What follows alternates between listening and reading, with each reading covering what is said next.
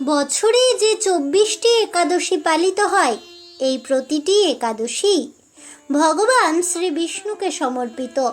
এদিন পুজো করলে শুভ ফল লাভ করা যায়। প্রচলিত বিশ্বাস অনুযায়ী একাদশী ব্রত পালন করলে শ্রী বিষ্ণুর পাশাপাশি মা লক্ষ্মী দেবীর আশীর্বাদও পাওয়া যায়। আষাঢ় মাসের কৃষ্ণপক্ষের একাদশী যোগিনী একাদশী নামেই পরিচিত।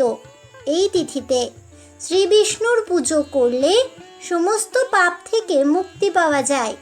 এই ব্রতের পুণ্য প্রভাবে মৃত্যুর পর শ্রী বিষ্ণুর চরণে স্থান লাভ করা যায়। বন্ধুরা, যোগিনী একাদশী ব্রত কখন শুরু হবে এবং এই ব্রত কখনই বা শেষ হবে? ব্রত উপবাস কবে পালন করবেন এবং ব্রত ভঙ্গই বা কবে করবেন? এছাড়াও যোগিনী একাদশীতে গঠিত শুভ যোগ সম্পর্কে জানতে হলে অবশ্যই ভিডিওটি স্কিপ না করে শেষ পর্যন্ত দেখতে থাকুন। নমস্কার বন্ধুরা, অজানার পথের নতুন পর্বে আপনাদের সকলকে স্বাগত জানাই। যোগিনী একাদশীর সঠিক সময়সূচি।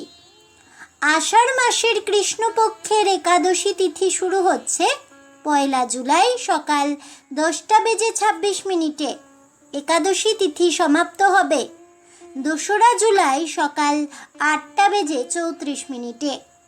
উদয়া তিথি অনুযায়ী 2 জুলাই যোগিনী একাদশী পালিত হবে। 3 জুলাই সকাল 5:28 থেকে 7:10 মধ্যে ব্রত পালন করা যাবে। 3 জুলাই সকাল 7:10 দ্বাদশী তিথি সমাপ্ত হবে। এবছরে 2টি শুভ যোগে যোগিনী একাদশী ব্রতটি পালিত হবে। যোগিনী একাদশীতে ত্রিপুষ্কর যোগ ও সর্বার্থ সিদ্ধি যোগ নির্মিত হবে। 2 জুলাই সকাল 5:27 থেকে পরের দিন 3 জুলাই ভোর 4:40 পর্যন্ত সর্বার্থ সিদ্ধি যোগের প্রভাব থাকবে।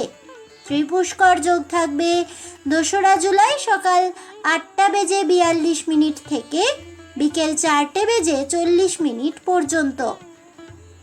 জ্যোতিষশাস্ত্র অনুযায়ী সর্বার্থ সিদ্ধি যোগে করে থাকা সমস্ত কাজে সাফল্য লাভ করা যায়। এর পাশাপাশি ত্রিপুষ্কর যোগে পূজার্চনা, দান, যজ্ঞ ও কোনো শুভ কাজ করলে তার 3 গুণ ফল পাওয়া যায়। যেমন ত্রিপুষ্কর যোগে যোগিনী একাদশীর পুজো করা অত্যন্ত শুভ ফলদায়ী বলেই মনে করা হচ্ছে। সনাতন ধর্মে যোগিনী একাদশী ব্রতের বিশেষ মাহাত্ম্য রয়েছে। বলা হয়, এই ব্রতের প্রভাবে সাধক জীবন মরণের চক্র থেকে মুক্তি পায়। এর পাশাপাশি বৈকুণ্ঠ লাভ করে তারা। শ্রীকৃষ্ণ যুধিষ্ঠিরকে এই একাদশীর মাহাত্ম্য জানিয়েছিলেন। নিয়ম মেনে ব্রত পালন ও বিষ্ণুর পুজো করলে সর্বসুখ লাভ করা যায় এবং ব্যক্তির পাপ ক্ষয় হয়ে থাকে। যোগিনী একাদশীর ব্রত পালনের নিয়ম। যোগিনী একাদশী ব্রতের দিনে অন্ন গ্রহণ করা উচিত নয়। আবার যারা একাদশী ব্রত করছেন না, তারাও এদিন ভাত খাবেন না। এই তিথিতে ভুলেও চুল, দাড়ি, নখ কাটতে নেই। যোগিনী একাদশী তিথিতে ব্রাহ্মণদের অবশ্যই কিছু দান করতে হয়। একাদশীর ব্রত পালনের পর অন্ন দান করা অত্যন্ত শুভ বলেই মনে করা হয় শাস্ত্রে। যোগিনী একাদশী ব্রতের পূজা পদ্ধতি। এই একাদশীর উপবাস খুবই ফলদায়ক। এই ব্রতের নিয়ম একদিন আগে থেকে শুরু হয়। দশমী তিথির রাতে যব, গম এবং মুগ ডাল দিয়ে তৈরি খাবার গ্রহণ করা উচিত নয়। অন্যদিকে ব্রতের দিনে লবণযুক্ত খাবার গ্রহণ করা উচিত নয়, তাই দশমীর রাতে লবণ খাওয়া উচিত নয়। একাদশীর দিন সকালে স্নান করে উপবাসের সংকল্প নিতে হবে শ্রী বিষ্ণুর কাছে। এরপরে কলস প্রতিষ্ঠা করা হয়। ভগবান বিষ্ণুর মূর্তিটি কলসের উপরে স্থাপন করা হয় এবং পূজা করা হয়। ব্রতের রাতে জাগরণ করতে হয়। এই ব্রত দশমী তিথির রাত থেকে শুরু হয় এবং দ্বাদশী তিথির সকালে কাজ শেষ হয়। যোগিনী একাদশীর উপবাস জীবনে সমৃদ্ধি ও সুখ নিয়ে আসে। এই ব্রত 3 জগতেই বিখ্যাত। মনে করা হয় যোগিনী একাদশী উপবাস পালন করলে 88,000 ব্রাহ্মণ অন্ন প্রদানের সমান পুণ্য লাভ করা যায়। যোগিনী একাদশীর মাহাত্ম্য। ব্রহ্মবৈবর্ত পুরাণে আষাঢ় মাসের কৃষ্ণপক্ষের একাদশী ব্রত মাহাত্ম্য যুধিষ্ঠির শ্রীকৃষ্ণ সংবাদে বর্ণিত আছে। যুধিষ্ঠির বললেন, হে বাসুদেব, আষাঢ় মাসের কৃষ্ণপক্ষিয়া একাদশী ব্রত মাহাত্ম্য কৃপাপূর্বক আমার কাছে বর্ণনা করুন। শ্রীকৃষ্ণ বললেন, হে মহারাজ, সকল পাপ বিনাশিনী ও মুক্তিপ্রদ এই উত্তম ব্রতের কথা বলছি, আপনি তা মন দিয়ে শ্রবণ করুন। আষাঢ় মাসের কৃষ্ণপক্ষিয়া একাদশী যোগিনী নামে পরিচিত। মহাপাপ বিনাশকারী এই তিথি ভবসাগরে পতিত মানুষের উদ্ধার লাভের একমাত্র নৌকাস্বরূপ। ব্রত পালনকারীদের পক্ষে এটি সর্বশ্রেষ্ঠ ব্রত বলেই প্রসিদ্ধ। এই প্রসঙ্গে আপনাকে একটি পবিত্র পৌরাণিক কাহিনী বলছি, মন দিয়ে তা শ্রবণ করুন। অলকা নগরে শিবভক্ত পরায়ণ কুবের নামে এক রাজা ছিল। তিনি প্রত্যহ শিব পূজা করতেন। তার হেমমালি নামে একজন মালি ছিল।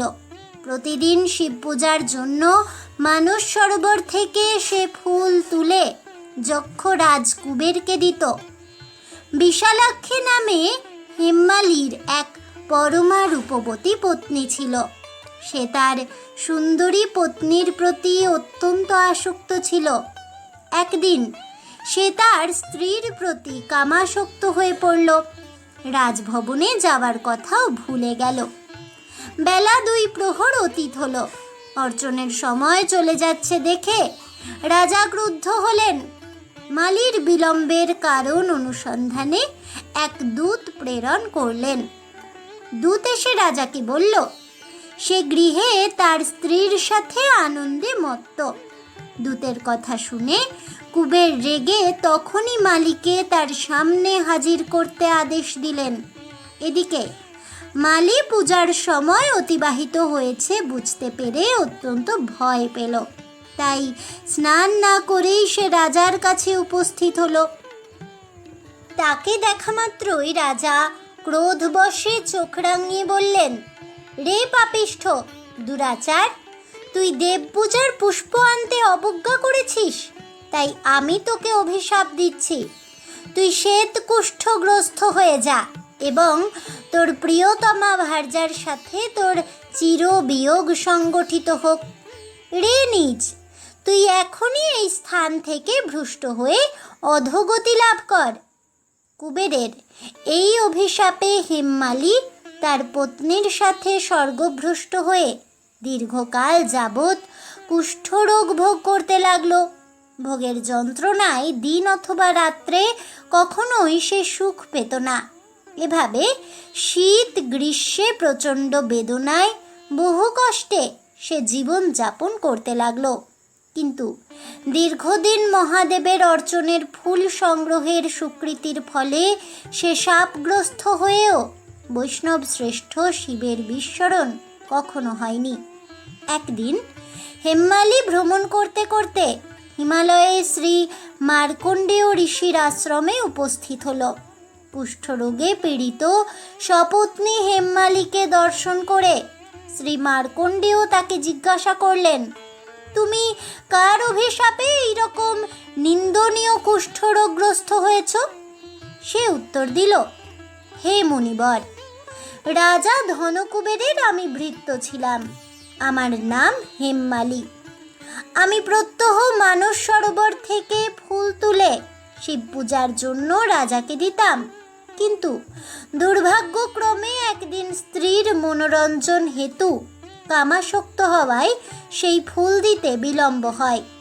রাজার অভিশাপে এই রকম দুর্দশাগ্রস্ত হয়েছি। পরোপকারী সাধুগণের স্বাভাবিক কর্ম। হে ঋষি শ্রেষ্ঠ, আমি অত্যন্ত অপরাধী, কৃপা করে আমার প্রতি প্রসন্ন হন। তখন দয়ার্দ্র চিত্ত মার্কণ্ডেয় মুনি বললেন, হে মালি, তোমার মঙ্গলের জন্য শুভ ফল প্রদানকারী এক ব্রতের উপদেশ করছি।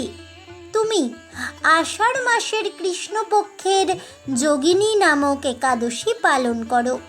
এই ব্রতের পুণ্য প্রভাবে তুমি অবশ্যই কুষ্ঠব্যাধি থেকে মুক্ত হবে। শ্রীকৃষ্ণ বললেন। ঋষির উপদেশ শ্রবণ করে হেমমালি তাকে প্রণাম জানালো। পরে অত্যন্ত আনন্দে ঋষির আদেশ মতো নিষ্ঠার সঙ্গে যোগিনী একাদশী ব্রত পালন করল। এইভাবে হেমমালি সমস্ত রোগ থেকে মুক্ত হলো ও পত্নী সহ সুখে জীবনযাপন করতে লাগলো। হে মহারাজ যুধিষ্ঠির, আমি আপনার কাছে এই ব্রত উপবাসের মহিমা কীর্তন করলাম।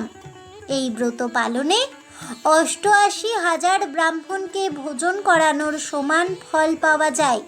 যে ব্যক্তি এই মহাপাপ বিনাশকারী ও পুণ্যফল প্রদায়ী যোগিনী একাদশীর কথা পাঠ ও শ্রবণ করে, সে অচিরেই সর্বপাপ থেকে মুক্ত হয়।